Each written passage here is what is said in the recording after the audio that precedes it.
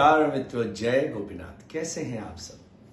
आज पुनः गोपीनाथ संस्था आपकी अपनी YouTube चैनल में आप सभी का स्वागत है। आज हम लेके आए हैं दोस्तों वृषभ राशि के जातकों का मई माह का 2021 का मासिक राशिफल। तो चलिए जानते हैं ग्रहों की स्थिति कि वृषभ राशि वाले जातकों के ग्रहों का गोचर किस प्रकार रहने वाला है। वृषभ राशि वालों, राहु और चंद्र की युति बन रही है आपके लगन भाव में, और वो भी पूरे माह रहने वाली है, जिसको ग्रहण योग भी कहते हैं, जिसका ध्यान आपको रखना होगा। आपके सप्तम भाव में केतु पूरे माह विराजमान रहने वाले हैं। साथ ही साथ आपके नवम भाव यानी कि भाग्य भुवन में शनि महाराज और दशम भाव यानी कर्म भुवन में बृहस्पति गुरु महाराज विराजमान रहने वाले हैं। 23 मई को शनिदेव मकर राशि में वक्री होंगे और चंद्रमा आपके तृतीय भाव में विराजमान होंगे, किंतु 23 तारीख तक ग्रहण योग आपकी कुंडली में बना हुआ है। 4 मई को शुक्रदेव वृषभ राशि में प्रवेश करेंगे और 14 मई को सूर्य भी मेष से वृषभ राशि में गोचर करेंगे। 1 मई से बुधदेव भी वृषभ राशि में रहने वाले हैं। 26 मई को बुध वृषभ राशि से निकल करके मिथुन राशि में गोचर करने वाले हैं। तो जहां पर मंगल देव की बात करते हैं, जो पहले से ही विराजमान है और पूरा माह मिथुन में ही रहने वाले, वहीं पर बुध जाकर के उनको मिलेंगे। तो मित्रों, ये थी वृषभ राशि वाले जातकों के ग्रहों की स्थिति।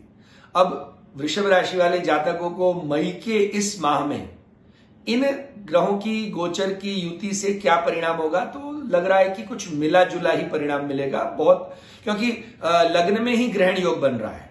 तो चलिए विस्तार से ही अब जानते हैं कि इन ग्रहों का परिवर्तन आपके जीवन से जुड़े हुए हर एक क्षेत्र में कैसा प्रभाव देने वाला है।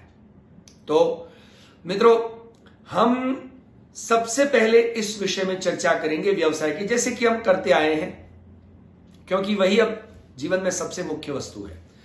अब कैरियर के दृष्टिकोण से देखें तो यह महीना वृषभ राशि वाले जातकों के लिए बेहतर रहने वाला है, क्योंकि आपके दशम भाव में बृहस्पति और नवम भाव में शनि देव की स्थिति आपको कार्य क्षेत्र में सफलता दिलाएगी। मित्रों, इस राशि के कुछ लोगों को हो सकता है इस माह प्रमोशन भी मिल सकता है। जो लोग नई जॉब की तलाश में हैं या जॉब रहित हैं, उन्हें जॉब भी मिलने की पूरी संभावनाएं इस माह में दिख रही है। 14 मई के बाद सूर्यदेव जब आपके लगन भाव में विराजमान हो जाएंगे और उनकी दृष्टि जब सप्तम भाव में पड़ेगी, तब आपके सप्तम भाव को देखने से, सूर्यदेव की दृष्टि से, सरकारी क्षेत्र से जुड़े हुए या उन सरकार से कोई विशेष सफलता या कुछ लाभ प्राप्त होगा। किंतु आपके सप्तम भाव में केतु ग्रह विराजमान है, इसलिए जो लोग साझेदारी में यानी कि पार्टनरशिप में अपना धंधा, बिजनेस, कारोबार कर रहे हैं, उनको इस महीने की शुरुआत में थोड़ा सा संभल कर चलने की सलाह हमारे द्वारा दी जाती है। हालांकि अंतिम 2 हफ्ते यानी कि एंड ऑफ मई बेहद अनुकूल रह सकता है। आपके कारोबार को नई गति, नई दिशा मिल सकती है। साझेदार के साथ किसी वजह से मनमुटाव अगर हुआ था, तो मई के एंड में यह दूर भी हो सकता है, जिससे आपको मानसिक स्ट्रेस से मुक्ति मिलेगी और आप अपने जीवन में, कारोबार में मुनाफा भी प्राप्त कर पाएंगे, क्योंकि जब तक मानसिक स्ट्रेस है तो हम काम पर फोकस नहीं कर पाते।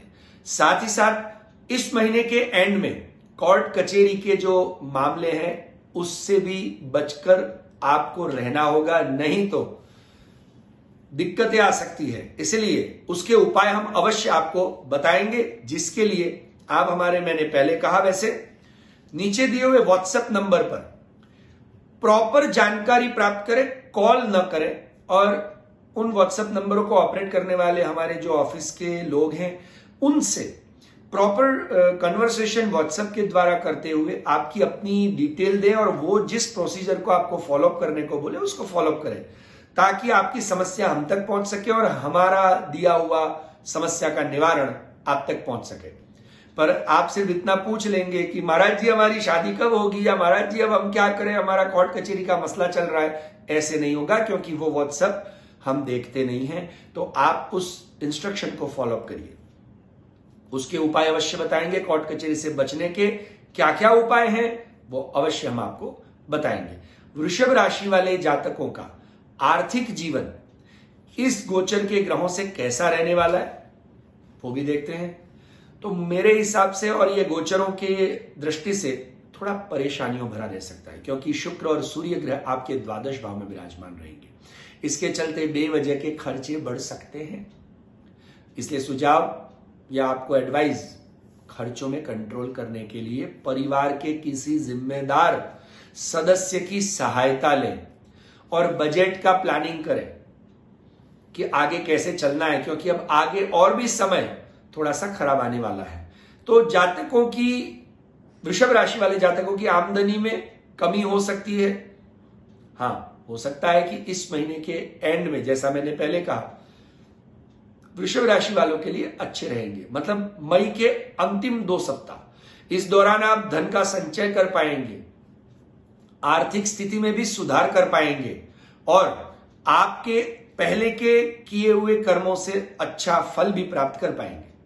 तो मित्रों, मेरी एक पर्सनल एडवाइस है कि अगर हमारा आर्थिक जो विषय है वो पोर्शन थोड़ा ठीक नहीं चल रहा है और शुरुआत के दिनों में थोड़ी कठिनाइयां दिख रही हैं, अंतिम सप्ताह में तो प्रारंभिक दिवसों में जो कुछ उपाय करने चाहिए वो अवश्य करें, नहीं तो अंतिम सप्ताह में आप उसका फल प्राप्त नहीं कर पाएंगे। भाई, हमने जैसा बीज बोया होगा वैसा ही हम प्राप्त करेंगे फल। तो अब आर्थिक स्थिति हमने देख ली, व्यवसाय तो ठीक है पर आर्थिक स्थिति में थोड़ी गड़बड़ी दिख रही है, खर्चों में बढ़ोतरी दिख रही है। तो उसको संभालने के लिए परिवार के सदस्यों से मिलकर बजट बनाएं। अब बजट बनाएंगे, परिवार के सदस्यों से मिलेंगे, बातचीत करेंगे, तो हमारा पारिवारिक जीवन कैसा रहेगा। चलिए हम पहले अब पारिवारिक जीवन के विषय में थोड़ा सा गौर करते हैं कि वृषभ राशि वाले जातकों का पारिवारिक जीवन भी मिला जुला ही रहने वाला है, क्योंकि जब हमारे आर्थिक संबंधों में थोड़ी दिक्कतें आ रही है तो परिवार में भी वो पैसे को लेकर के थोड़ी सी दिक्कतें आ रही है, क्योंकि द्वितीय भाव में मंगल ग्रह उपस्थित है और वहीं बृहस्पति की दृष्टि आपके चतुर्थ भाव पर हो रही है। अतः चतुर्थ भाव परिवार का सुख स्थान का भाव है।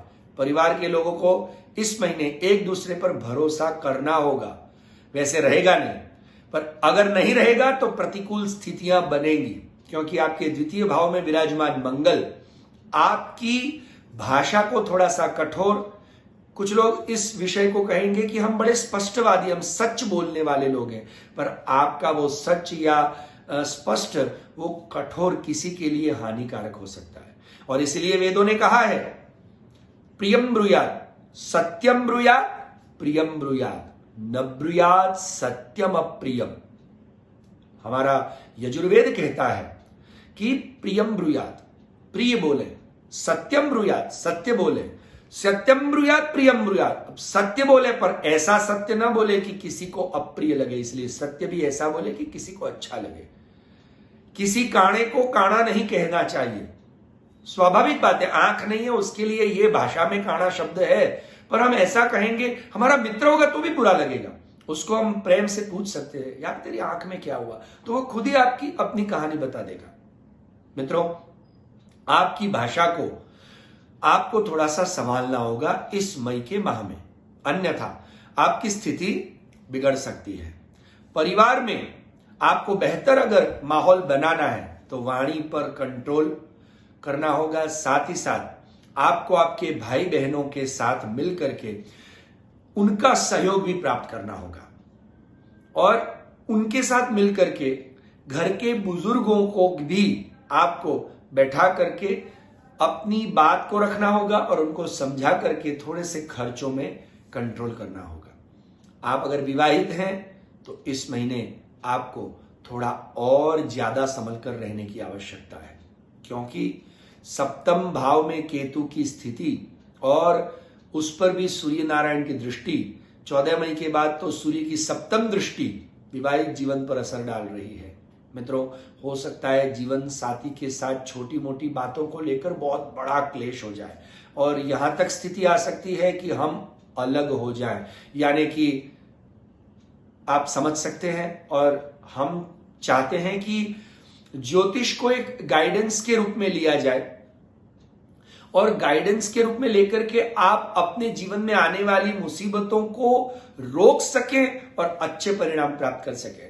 बस यही हमारा एक मोटो है और इसीलिए हम आपसे इस प्रकार आपका हर माह का राशि भविष्य बता रहे हैं, क्योंकि आप हमारी इस गोपीनाथ संस्था चैनल के अपने एक सदस्य हैं। आपने सब्सक्राइब करके और हमें अपना माना है।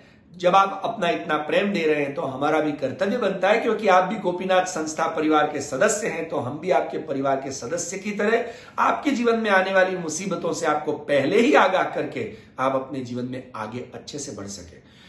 तो मित्रों, अगर आपकी राशि के हिसाब से अगर आपके जीवन में ऐसी कोई दिक्कतें नहीं आ रही, तो मैंने पहले ही कहा आपकी अपनी जन्म कुंडली का विश्लेषण करवाए। कहीं ग्रहों में परिवर्तन हो सकता है, पर हो सकता है कि आपके मित्र या परिवार के किसी दूसरे व्यक्ति के जीवन में ऐसी तकलीफें हो, तो उसको ये वीडियो शेयर अवश्य करें और उसे भी इस परिवार का अपना एक सदस्य बनाएं, ताकि ये गोपीनाथ परिवार, गोपीनाथ संस्था परिवार, जिसमें हम आयुर्वेद, जिसमें हम मोटिवेशनल स्पीच से लेकर के आपके जीवन में कैसे आगे बढ़ा जाए, हम अन्य विषयों को लेकर के एक हमारे अभी वीडियो को बहुत अच्छा प्रतिसाद मिल रहा है, जिसको हमने आयुर्वेद में आरोग्यम, हमारा जो एक पार्ट चलता है हमारे गोपीनाथ संस्था में, आरोग्यम विभाग, जिसमें हम हेल्थ के इश्यूज को लेकर के आते हैं, जिसमें अनिद्रा और अभी बदलते मौसम में कोरोना का जो सेकंड स्टेज आया है उसमें कैसे बचा जा सकता है, उस वीडियो को लोगों ने बहुत अच्छा प्रतिसाद दिया है। तो मित्रों, ऐसे भी कई समस्याओं का निवारण हमारे इस चैनल के और इस परिवार के आप सदस्य बनते हैं, जुड़ते हैं सब्सक्राइब करके, उससे आपको अवश्य मिलेगा। तो आपके और भी मित्रों को इससे जोड़िए। तो मैं अवश्य एक बात कहूंगा कि आप थोड़ा संभल कर चलें और परिवार में अपनी वाणी पर अवश्य कंट्रोल करें। वृषभ राशि वाले जातक जो प्रेम संबंधों में पड़े हैं या जिनका लव अफेयर कहीं चल रहा है, उनके लिए यह माह उत्तम रहने वाला है।